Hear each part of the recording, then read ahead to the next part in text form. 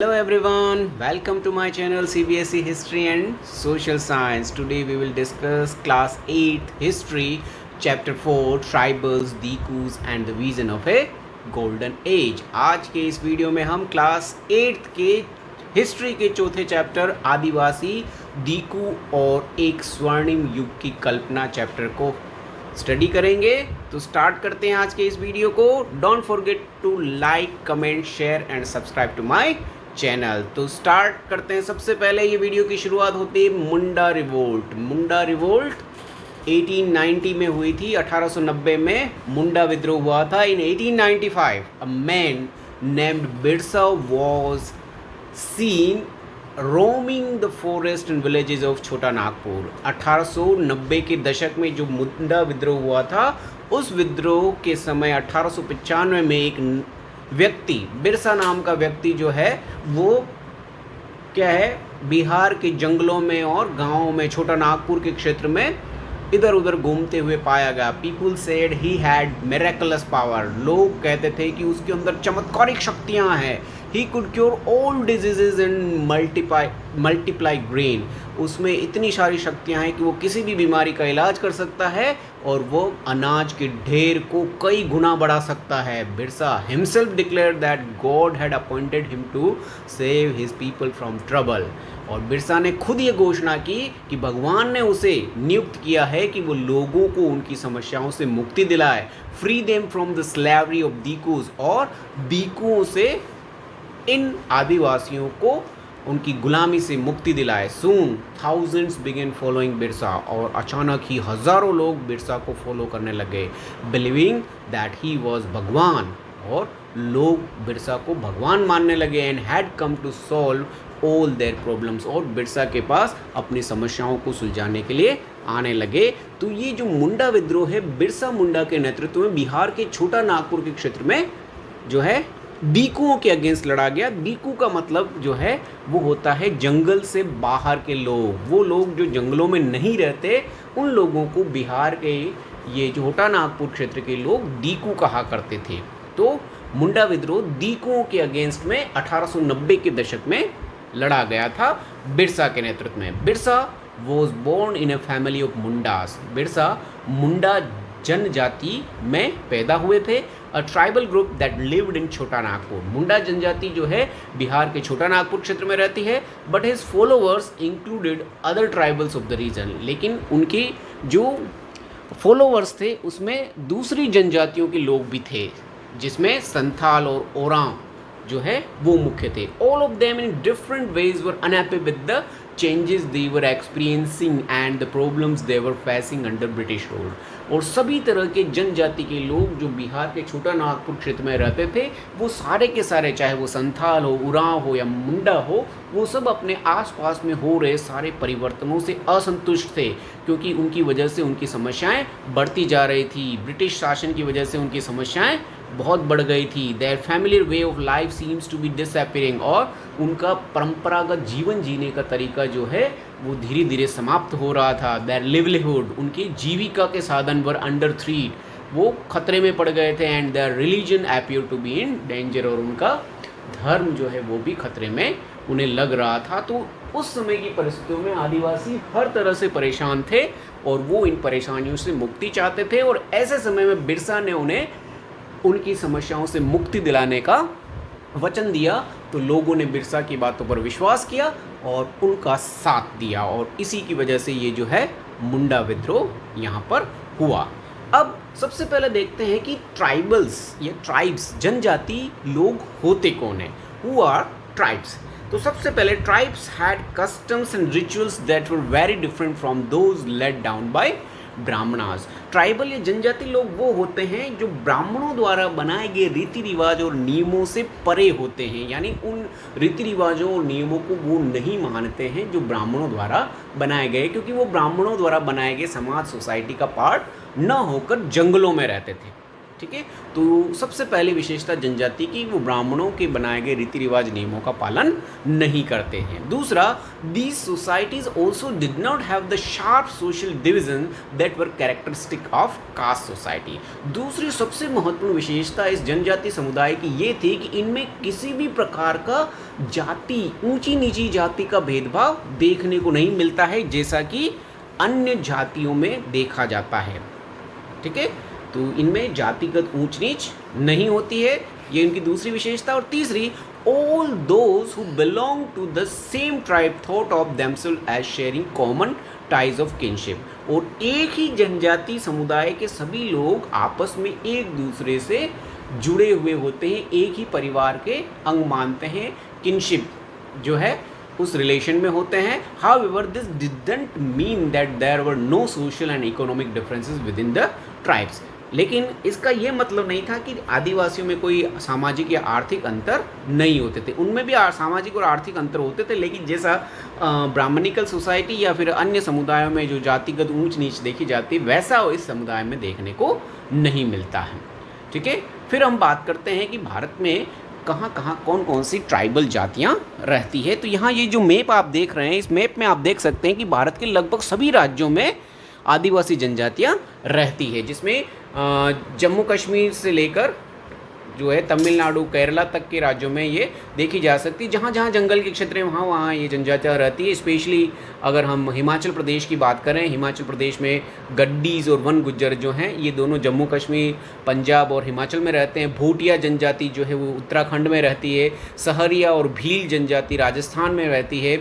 One Gujjar और राठवा ये गुजरात की जनजातियां हैं। बंजारा जो है वो महाराष्ट्र की जनजातियां हैं। और भारत में सबसे अधिक आदिवासियों का समुदाय जो है वो मध्य प्रदेश, छत्तीसगढ़ और उड़ीसा में पाया जाता है। सबसे अधिक जातियां यहाँ मिलती हैं, जिसमें बेगाज, बंजारा, गोंड्स जो हैं वो हैं। फिर बेगाज, मारिया और गोंड्स हैं। फिर पराजा, बोंडा, खांडा, खोया, सरोरा, खोंड्स, ये सभी जो हैं वो उड़ीसा में पाए जाते हैं। फिर अगर उड़ीसा बंगाल की बात करें, बिहार बंगाल की बात करें, तो यहाँ संथाल, मुंडा और ओरांव ये वो क्षेत्र है जिसकी हम ये कहानी, ये मुंडा विद्रोह की बात कर रहे हैं। ये है छोटा नागपुर का क्षेत्र जो कि बिहार, झारखंड और वेस्ट बंगाल में पाया जाता है। भारत के नॉर्थ ईस्ट के राज्यों में भी बहुत सारी आदिवासी जनजातियाँ पाई जाती है, जिसमें हज़ारा, खासी, नागा, अपातिनी, निशी, मेइती, रारांग, ये सभी जो है नॉर्थ ईस्ट की आदिवासी जनजातियां हैं। फिर हम बात करें दक्षिणी भारत की, तो दक्षिणी भारत में भी बहुत सारी आदिवासी जनजातियां पाई जाती हैं, जिसमें यहाँ आंध्र प्रदेश और तेलंगाना में जो है बंजारा, गोंड्स, कोया जनजाति है, इनके बारे में डिस्कस किया गया है, इनके बारे में बताया गया है। और उसके बाद जो है केरला में मल्ला और इरुल्लर, ये दो जनजातियां हैं, इनके बारे में इस मैप में दर्शाया गया। मैप जो है एग्ज़ाम की दृष्टि से बहुत महत्वपूर्ण है। यहाँ एक जनजाति जो है भारत के आइलैंड में भी दिखाई दे रही है, वो है जारवास, जो कि अंडमान निकोबार में पाई जाती है। ये सबसे ज़्यादा पुराने तरीक़ों से, परंपरागत तरीक़ों से जीने वाली जारवास जाति है, जो कि अंडमान निकोबार में पाई जाती है। हम जो जनजाति क्षेत्र की बात कर रहे हैं वो बिहार, झारखंड और बंगाल का छोटा नागपुर का क्षेत्र है, वहाँ की ये कहानी है।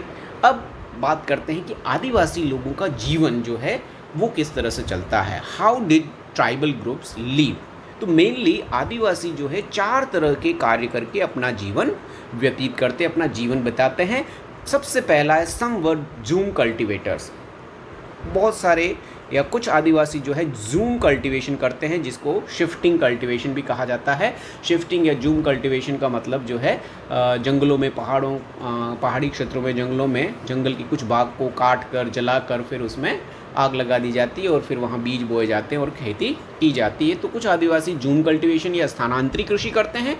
दूसरा, सम वर हंटर्स एंड गैदरर्स, जो इनका मूलभूत व्यवसाय है, प्रारंभिक व्यवसाय शुरू से ही जो करते हैं, शिकार करना और खाने पीने की चीज़ों का संग्रहण करना। तो हंटर्स एंड फूड गैदरर्स आदिवासी जनजाति बहुत सारे ये काम करते हैं। तीसरा, सम हर्डेड एनिमल्स, कुछ आदिवासी जो है पशुपालन भी करते हैं, जिसमें एनिमल हर्डिंग होती है। यहाँ पर देख सकते हैं भेड़ पालन, बकरियों का पालन, ऊँट पालन, इस तरह से ये जानवर भी पालते हैं। और चौथा है सम टुक टू सेटल्ड कल्टीवेशन, और कुछ आदिवासी जातियाँ जो है वो स्थायी कृषि भी करती है, सेटल्ड कल्टीवेशन भी करती है। तो आदिवासी मुख्यतः 4 तरीकों से जीवन व्यतीत करते हैं। पहला स्थानांतरित कृषि, दूसरा शिकार एवं संग्रहण, तीसरा पशुपालन और चौथा जो है वो है स्थायी कृषि। ठीक है, तो ये 4 तरीक़ों से आदिवासी जीवन व्यतीत करते हैं।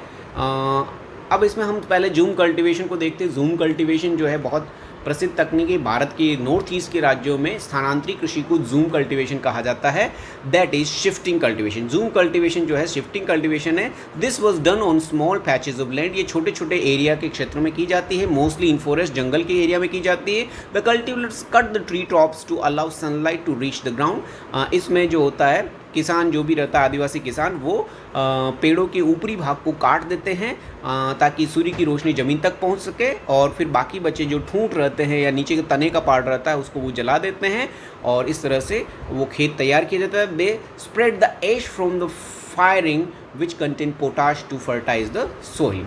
फिर ये लोग क्या करते हैं, जलने के बाद जो बची हुई राख रहती है उस राख को खेत में बिखेर देते हैं, क्योंकि उस राख में पोटाश पाया जाता है जो कि ज़मीन की फर्टिलिटी को बढ़ाता है। They use the axe to cut trees and the hoe to scratch the soil in order to prepare it for cultivation. वे कुल्हाड़ी का प्रयोग करके जंगलों को काटते हैं और फावड़े का प्रयोग करके खेतों को तैयार करते हैं। तो इस टाइप की कृषि को हो एंड प्लो जो है उस टाइप की, एक्स एंड हो की एग्रीकल्चर भी कहा जाता है। दे ब्रॉडकास्ट द सीड्स। वो आदिवासी लोग इस शिफ्टिंग कल्टीवेशन में या जूम कल्टीवेशन में बीजों को बोते नहीं, ब्रॉडकास्ट करते हैं, यानी बिखेर देते हैं। That is scattering the seeds on the field instead of ploughing the land.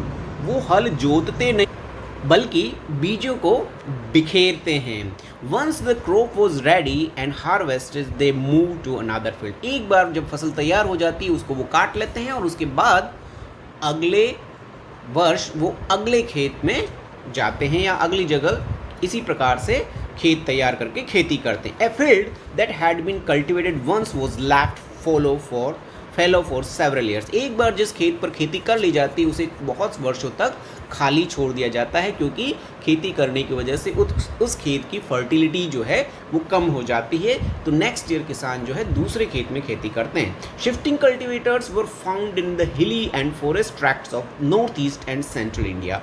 जो शिफ्टिंग कल्टीवेटर्स हैं भारत के आदिवासी जनजातियों में, मोस्टली ये नॉर्थ ईस्ट के क्षेत्र में और मध्य भारत के बेगाज और खोंड्स और ये लोग जो है इस टाइप की खेती करते हैं।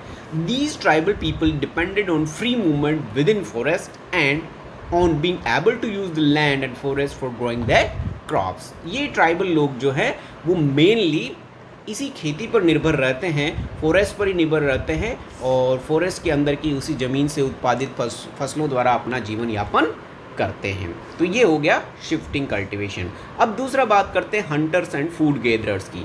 हंटर्स एंड फूड गैदरर्स तो इंडिया के बहुत सारे पार्ट में बहुत सारे जनजाति समुदाय जो है शिकार और संग्रह के द्वारा अपना जीवन यापन करते हैं। They saw forest as essential for survival. उनके अनुसार जंगल उनके सर्वाइवल के लिए बहुत महत्वपूर्ण है। The Khonds were such a community living in the forest of Orissa. इस प्रकार के शिकार और संग्रहण करने वाले लोगों में उड़ीसा की खोंड जनजाति जो है वो बहुत महत्वपूर्ण मानी जाती है। They regularly went out on collective hunts and then divided the meat among themselves. और खोंड जनजाति के लोग सामूहिक रूप से शिकार का काम करते हैं और बाद में जो भी मांस वो प्राप्त करते हैं उसे आपस में बांट लेते हैं। At times they exchange goods getting what they needed in return for their valuable forest produce. Sometimes they bought goods with the small amount of earning they had. ठीक है, ये जो शिकार और संग्रहण करने वाली जनजातियां हैं बहुत सी बार जंगलों से प्राप्त वस्तुओं को अन्य समुदायों के साथ एक्सचेंज करती है। जो भी संग्रह करते, लकड़ियाँ, ठूंठ जो या जंगल से जो है शहद इकट्ठा करते, जड़ी बूटियाँ इकट्ठा करते, पत्ते इकट्ठा करते, लकड़ियाँ इकट्ठी करते हैं, रेशम कीड़ों को इकट्ठा करते हैं, इन सब चीज़ों को वो आसपास के गाँवों और शहरों में बेचकर अपनी आवश्यकता की वस्तुओं को एक्सचेंज करते हैं। They ate fruits and roots collected from the forest and cooked food with the oil they extracted from the seeds of the sal and Mahua.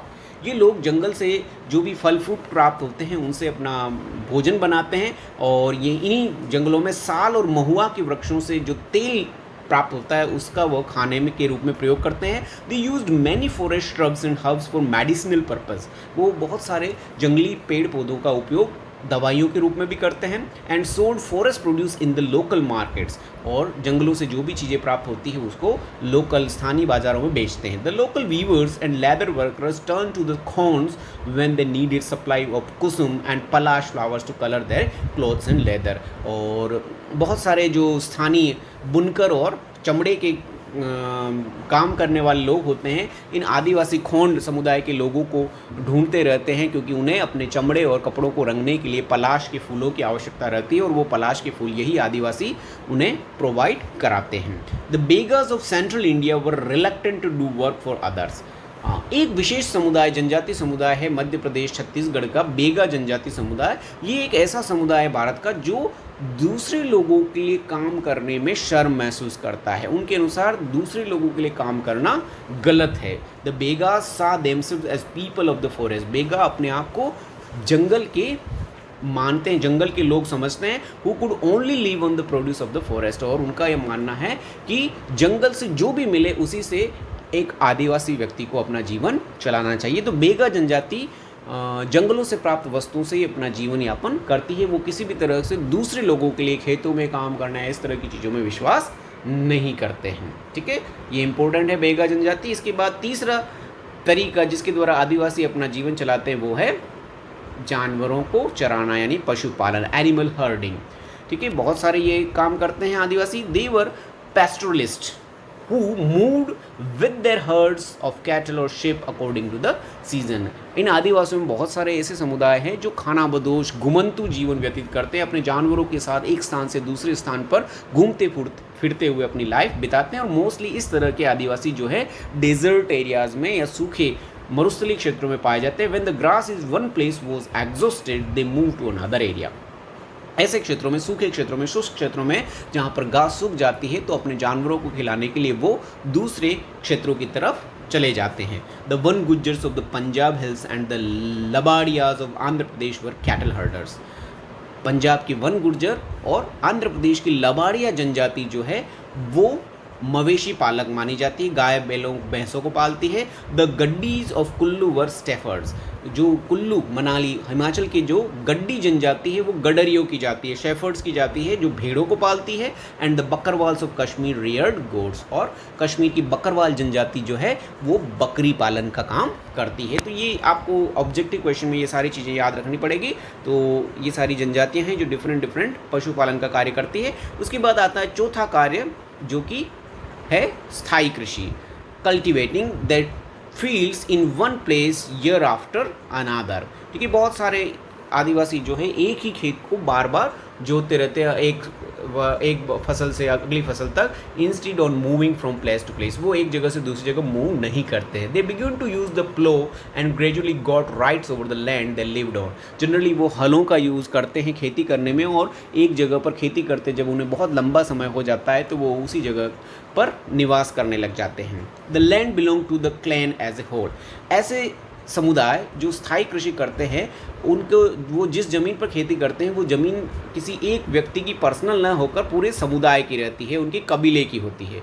All members of the clan were regarded as descendant of the original settlers who had first clear the land. और जितने भी उस कबीले के members हैं वो उन लोगों की संतानें होते हैं जिन्होंने सबसे पहले उस क्षेत्र में आकर उन ज़मीनों को साफ किया होता है। All of them had right on the land. इन सभी कबीले के सदस्यों का उस जमीन पर अधिकार होता है। Very often some people within the clan acquired more power than other, some became chiefs and others follower। और कभी कभी ऐसा होता है कि इन्हीं कबीले के सदस्यों में से कुछ लोग जो है ज़्यादा शक्ति संगठित करके कबीले के मुखिया के रूप में बन जाते हैं और बाकी समुदाय के लोग उनके अनुयायी बन जाते हैं। तो यानी आदिवासियों के ये जो स्थायी कृषि करने वाले हैं उसमें मुखिया भी रहता है समुदाय का, जो कि powerful man often rented out the land instead of cultivating in themselves. और मुखिया जो होता था वो अपनी ज़मीन दूसरे आदिवासियों को किराए पर देता था, वो खुद खेती नहीं करता है। और those who lived in the forest were considered to be wild and savage by British. अब इन चारों ही प्रकार के आदिवासियों को ब्रिटिशर्स मेनली जो है वो वाइल्ड एंड सैवेज, जंगली और बर्बर के रूप में मानते थे, क्योंकि ये आदिवासी जो शिफ्टिंग कल्टीवेशन करते थे या एनिमल हर्डिंग करते हैं या हंटिंग एंड गैदरिंग करते थे, ऐसे आदिवासी समुदायों को वो जो है जंगली और बर्बर जो है कहती थी। तो ये बहुत इंपॉर्टेंट टर्म है जो ब्रिटिशर्स द्वारा आदिवासियों के लिए यूज़ की जाती थी। फिर अब बात आती है कि ब्रिटिशर्स के आने के बाद इन आदिवासियों की लाइफ में क्या चेंजेस आए। ठीक है, what happened to the tribal chiefs, उन आदिवासी मुखियाओं का क्या हुआ और क्यों इन लोगों को विद्रोह या विरोध करना पड़ा। तो before the arrival of the British in many areas the tribal chiefs were important people. अंग्रेजों के आने से पहले भारत के विभिन्न जंगलों में ये जो मुखिया होते थे, आदिवासी मुखिया, उनका एक बहुत इंपॉर्टेंट रोल होता था, वो बहुत महत्वपूर्ण व्यक्ति होते थे। They enjoyed a certain amount of economic power, और उनके पास बहुत सारी आर्थिक शक्तियाँ रहती थी, and had the right to administer and control that territories, और अपने अपने क्षेत्र में वो प्रशासन संभालने का काम भी करते थे, लोगों को कंट्रोल करने का काम भी करते थे। In some places they had their own police and decided on the local rules of land and forest management, और कहीं कहीं वो पुलिस का काम भी करते थे और लोगों को न्याय दिलाने का काम या बहुत से मामलों में निर्णय लेने का काम भी आदिवासी मुखिया ही करते थे। ठीक है, तो इस तरह से ये आदिवासी मुखिया जो है अंग्रेजों के आने से पहले बहुत शक्तिशाली थे, लेकिन under British rule the functions and powers of the tribal chiefs change considerably. Britishers के आने के बाद अंग्रेजों की पावर्स धीरे धीरे कम हो गए, उनकी शक्तियां जो है कम हो गई।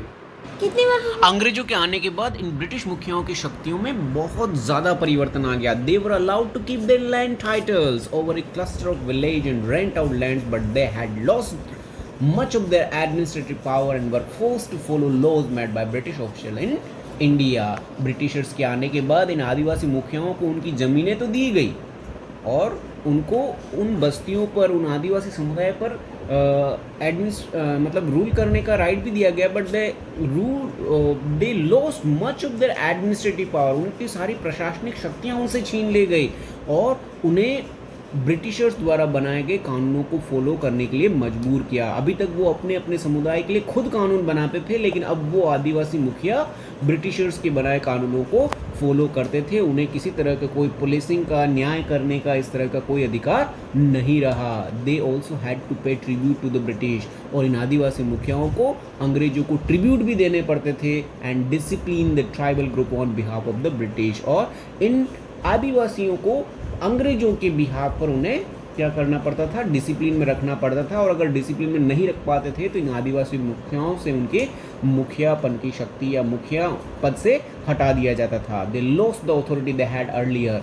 और इन अंग्रेजों के आने के बाद मुखियाओं की वो सारी शक्तियाँ जो वो पहले एंजॉय करते थे वो सब समाप्त हो गई, and were unable to fulfil the traditional functions, और अपने परंपरागत कार्य वो नहीं कर पा रहे थे। यानी अंग्रेजों के आने के बाद मुखियाओं की शक्ति समाप्त हो गई, वो उनका परंपरागत जो अधिकार थे वो उनके समाप्त हो गए, और इस वजह से वो असंतुष्ट थे।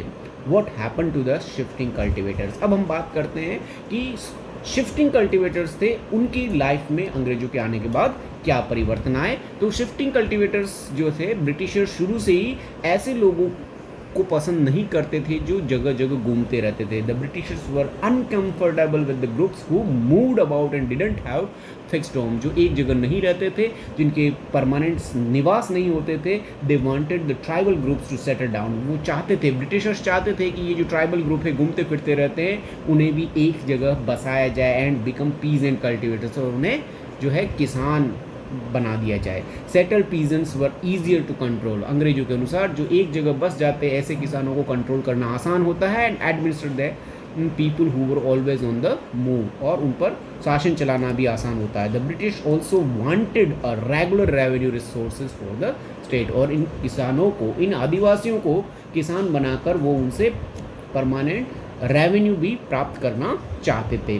Settled plough cultivation is not easy in areas where water is scarce. अब आदिवासी उन क्षेत्रों में रहते थे जहाँ पर पानी की बहुत कमी रहती थी और ज़मीन जो है वो इतनी उपजाऊ नहीं होती थी, तो ऐसे क्षेत्रों में खेती करना, परमानेंट सेटल होकर खेती करना बहुत मुश्किल होता था। In fact jhum cultivators who took to plough cultivation often suffered, और जूम कल्टिवेशन को छोड़कर जिन लोगों ने परमानेंट खेती करना स्टार्ट कर दिया, हल वाली खेती करना स्टार्ट कर दिया, उन लोगों को बहुत मुश्किलों का सामना करना पड़ा। Since there fields didn't produce good yields, क्योंकि उनके खेतों में बहुत अच्छा अनाज उत्पन्न नहीं होता था। So the zoom cultivators in north east India insisted on continuing with their traditional practice, और इसी वजह से नॉर्थ ईस्ट के बहुत सारे जो जूम कल्टिवेटर्स थे वो अपनी परंपरागत जूम कल्टीवेशन को ही कंटिन्यू करना चाहते थे। वो इस नए एक जगह बसकर खेती करना पसंद नहीं करते थे। ठीक है।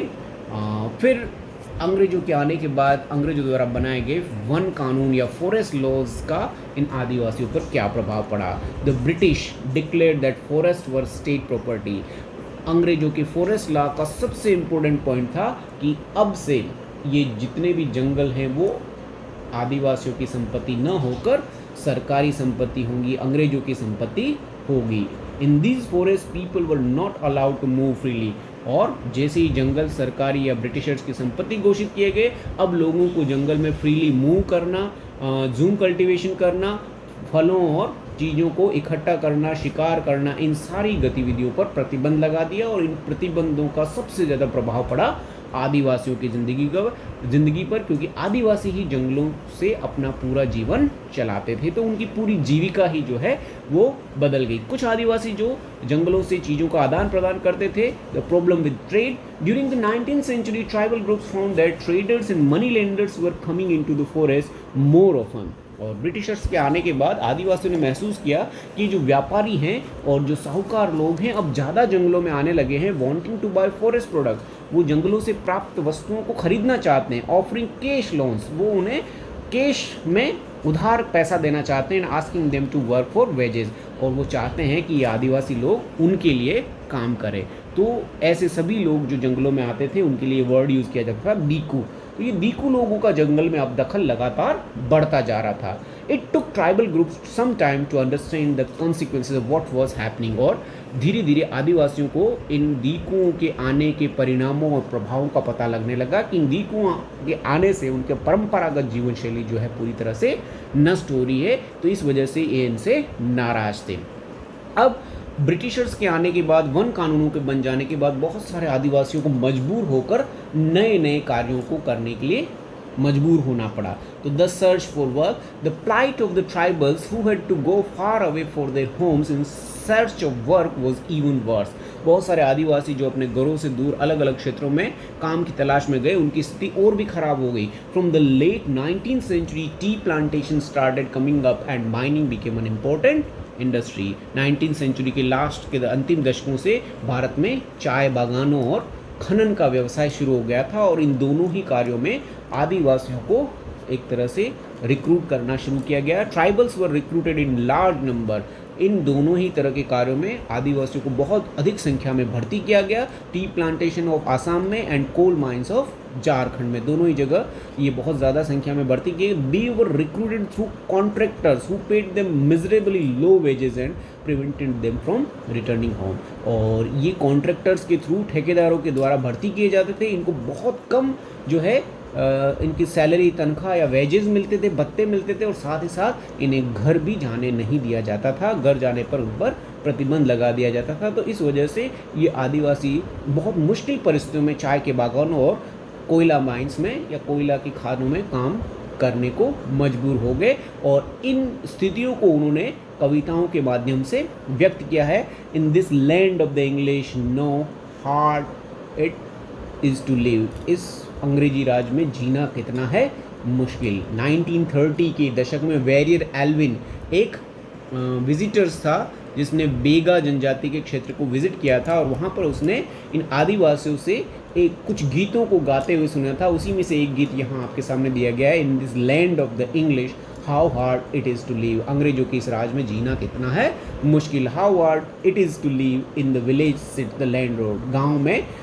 लैंडलॉर्ड या जमींदार बैठा है। In the gate sits the kotwal. और शहर के दरवाजे पर, घरों के दरवाजे पर कोतवाल बैठा है। In the garden sit the patwari. गार्डनों में पटवारी है। In the field sit the government. और खेतों में सरकार है। In this land of the English how hard it is to live. तो अंग्रेजों के इस राज में जीना कितना है मुश्किल। To pay cattle tax we have to sell cow. मवेशियों का कर चुकाने के लिए हमें गाय बेचनी पड़ती है। To pay forest tax we have to sell buffalo. और जंगल कर चुकाने के लिए हमें भैंसों को बेचना पड़ता है। To pay land tax we have to sell bullock. और ज़मीन का टैक्स चुकाने के लिए हमें अपने बैल बेचने पड़ते हैं। How are we to get our food. अब हम अपना भोजन कैसे जुटाएं। In this land of the English, यानी अंग्रेजों की इस राज में हमारा जीना बहुत मुश्किल हो गया। इस तरह के गीत वहाँ पर देखने को मिलते हैं। तो इन्हीं सारी समस्याओं को लेकर जो है भारत में आदिवासियों ने विद्रोह किए। जैसा मुंडा विद्रोह हुआ था, ऐसे बहुत सारे विद्रोह मुंडा से भी पहले हुए हैं। जैसे कि 1831-32 में कोल आदिवासियों ने विद्रोह किया, फिर 1855 में संथाल लियो ने, जो कि बिहार झारखंड का जो क्षेत्र है वहाँ पर विद्रोह किया। फिर बस्तर विद्रोह हुआ सेंट्रल इंडिया में 1910 में। फिर वर्ली में महाराष्ट्र में 1940 में आदिवासियों द्वारा विद्रोह किया गया। और इस तरह से ऐसा ही एक विद्रोह जो है 1890 में बिरसा के नेतृत्व में लड़ा गया, जिसे मुंडा विद्रोह कहा जाता है। अब हम बात करते हैं बिरसा की खुद की ज़िंदगी के बारे में। बिरसा मुंडा कैसे थे, उनका बचपन कैसा था। तो Birsa was born in the mid 1870s। Birsa 1870 के दशक में पैदा हुए थे। The son of a poor father, उनके पिता बहुत गरीब थे। He grew up around the forest of Bohonda, grazing sheep, playing the flute and dancing in the local akhara. ठीक है, तो बचपन बहुत गरीबी में बीता था, लेकिन जानवरों को चराते, बंसी बजाते हुए उनका बचपन बीता था जंगलों में ही। Forced by poverty his father had to move from place to place looking for work. गरीबी की वजह से उनके पिता को एक जगह से दूसरी जगह घूमते फिरते रहना पड़ता था काम की तलाश में। As an adolescent, Birsa heard tales of the Munda uprising of the past and saw the Sirdar of the community urging the people to revolt। जब बिरसा बड़े हो रहे थे, किशोर अवस्था में थे, तब उन्होंने बहुत सारी मुंडा जाति की कहानियाँ सुनी थी, सरदारों की कहानियाँ सुनी थी, जो बिरसाओं को पुराने समय के बारे में बताते थे या मुंडाओं की पुरानी कम्युनिटी के बारे में बताते थे, और कैसे मुंडा लोगों ने विद्रोह किए थे, उनकी कहानियाँ उन्हें सुनाते थे। They talked of A golden age. Birsa को वो जो सरदार थे वो पुराने उस स्वर्णिम युग के बारे में बताते थे। When the Mundas had been free of the oppression of dikus, जब मुंडा लोगों के जीवन में किसी तरह से दीकुओं का दखल नहीं था। And said there would be a time when the ancestral rights of the community would be restored. और वो ये भी कहते थे कि एक दिन फिर ऐसा आएगा कि जब मुंडा फिर से पहले की तरह अपने पैतृक अधिकारों से अपना जीवन जी पाएंगे। They saw themselves as the descendant of the original settlers of the region. भी अपने आप को उन पुराने अपने समुदाय के लोगों के डिसेंडेंट के रूप में मानते थे। फाइटिंग फॉर द लैंड, जो अपने मुल्क की लड़ाई, अपनी ज़मीन की लड़ाई लड़ रहे थे। Reminding people of the need to win back their kingdom. और बिरसा चाहते थे कि लोग फिर से अपने उन पुराने जीवन को प्राप्त करने के लिए लड़ाई लड़े। Birsa went to the local missionary school. Birsa बचपन में मिशनरी स्कूल में पढ़े थे, क्रिश्चियन स्कूल में पढ़े थे। And listen to the sermons of missionaries, और मिशनरी की कहानियाँ भी उन्होंने सुनी थी, उनके उपदेश भी सुने थे। There too he heard it said that it was possible for the Mundas to obtain the kingdom of heaven and regain their lost right। और वहाँ पर भी उन्होंने ये सुना था कि मुंडा अपने फिर से पुराने जीवन को प्राप्त कर सकते हैं, फिर से उस स्वर्ग को प्राप्त कर सकते हैं। This would be possible if they became good Christians and gave up there bad practices. लेकिन ये जो ईसाई मिशनरी स्कूल था, वहाँ पर इसका रास्ता ये बताया गया था कि अगर ये मुंडा लोग ईसाई धर्म अपना लें और अपनी बुरी आदतों को छोड़ दे तो उनका स्वर्णिम युग फिर से आ सकता है। Later Birsa also spend some time in the company of a prominent Vaishnav preacher. कुछ समय बिरसा ने एक वैष्णव साधु सन्यासी के साथ भी समय बिताया। ही वोर द सैक्रेड थ्रेड, उसने वो पवित्र धागा भी पहना। And begin to value the importance of purity and piety, और उन्होंने पवित्रता और सत्यता की जो है इम्पोर्टेंस भी जानी इस वैष्णव साधु के साथ रहकर। तो बिरसा ने अलग अलग लोगों से ज्ञान प्राप्त किया, और इस ज्ञान प्राप्ति के बाद उन्होंने इन 1895 Birsa urge his followers to recover their glorious past. उन्होंने अपने समुदाय के लोगों को उस पुराने स्वर्णिम पास्ट के बारे में बताया कि अब हमें उसे फिर से प्राप्त करना है। He talked of a golden age in the past। वो एक ऐसे स्वर्णिम युग की बात करते थे, सतयुग, एक सतयुग की बात करते थे। When Mundas lived a good life, जब मुंडा एक अच्छी ज़िंदगी जीते थे। Constructed embankments, वो तटबंध बनाते थे। टैप्ड नेचुरल स्प्रिंग्स, झरनों से पानी पीते थे। प्लांटेड ट्रीज, पेड़ पौधे लगाते थे। एंड ऑर्चर्ड्स, प्रैक्टिस कल्टिवेशन, खेती करते थे टू देयर लिविंग, अपना जीवन जीने के लिए। They did not kill their brethren and relatives, वो अपने रिश्तेदारों को हत्या नहीं करते थे, मारते नहीं थे। दे लिव्ड ऑनेस्टली, वो ईमानदारी से जीते थे। But also wanted people to once again work on their land, settle down and cultivate their fields. Birsa फिर से चाहते थे कि ये आदिवासी लोग फिर से अपनी ज़मीनों पर खेती करें, अपने जीवन को अच्छी तरह से जिएँ। एज द मूवमेंट स्प्रेड, अब बिरसा के ऐसे उद्बोधन के बाद लोगों ने उनके कहने पर विद्रोह कर दिया बहुत सारी जगह, और the British official decided to act, और उनके इस विद्रोह की वजह से ब्रिटिश ऑफिसर्स ने इस विद्रोह को दबाने की कोशिश की। दे अरेस्टेड बिरसा इन 1895, उन्होंने 1895 में बिरसा को गिरफ्तार कर लिया। Convicted him on charges of writing and gelled him for 2 years, और उस पर विद्रोह के चार्ज लगाकर 2 साल की जेल भेज दिया गया। When Birsa was released in 1897 में जब बिरसा को जेल से छोड़ा गया, he begin touring the village to gather support, फिर से बिरसा ने लोगों का सपोर्ट प्राप्त करना शुरू कर दिया। He use traditional symbols and language to raise people, उसने अपने पारंपरिक भाषा का और प्रतीकों का यूज़ करते हुए लोगों को जगाना शुरू किया। अर्जिंग देम टू डेस्ट्रॉय रावणा, उसने लोगों से ये प्रार्थना की कि इन रावणों को, इन दीकुओं को ख़त्म कर दो, इन यूरोपियनों को समाप्त कर दो, and establish A kingdom under his leadership, और उसके नेतृत्व में एक आदिवासी राज्य की स्थापना की जाए। Birsa's followers began targeting the symbol of diku and European power, Birsa के अनुयायियों ने बिरसा के कहने पर उन सारे प्रतीकों को जो दीकू और यूरोपियन के थे उनको निशाना बनाना शुरू कर दिया। दे अटैक्ड पुलिस स्टेशन, उन्होंने पुलिस स्टेशन पर आक्रमण किए, एंड चर्चों पर आक्रमण किए, and raided the property of money lenders, जमींदारों और साहूकारों के ज़मीनों पर आक्रमण किए। They raise the white flag as a symbol of Birsa Raj, और उन्होंने सफ़ेद झंडा अपने अपने उन क्षेत्रों में फहराना शुरू कर दिया। ये सफ़ेद झंडा बिरसा राज का प्रतीक था। इन 1900 बिरसा डाइड ऑफ कोलेरा, लेकिन 1900 ईस्वी में बिरसा की हैजे से मृत्यु हो गई, कोलेरा से उसकी डेथ हो गई, और उसकी मृत्यु के साथ ही ये जो मुंडा विद्रोह है धीरे धीरे समाप्त हो गया। लेकिन बिरसा और बिरसा के नेतृत्व में प्रारंभ किया गया मुंडा विद्रोह, इस विद्रोह ने ये 2 कारणों की वजह से बहुत महत्वपूर्ण माना जाता है। The movement was significant in at least 2 ways, 2 तरीकों से बहुत महत्वपूर्ण रहा। पहला, it force the colonial government to introduce laws so that the land of the tribals could not be easily taken over by dikus, इसने औपनिवेशिक सरकार को मजबूर किया कि वो ऐसे कानून बनाए जिसके द्वारा इन आदिवासियों की ज़मीनों पर दीकू लोग कब्जा न कर पाए। तो इस विद्रोह की वजह से, ये इस विद्रोह का परिणाम था जिसकी वजह से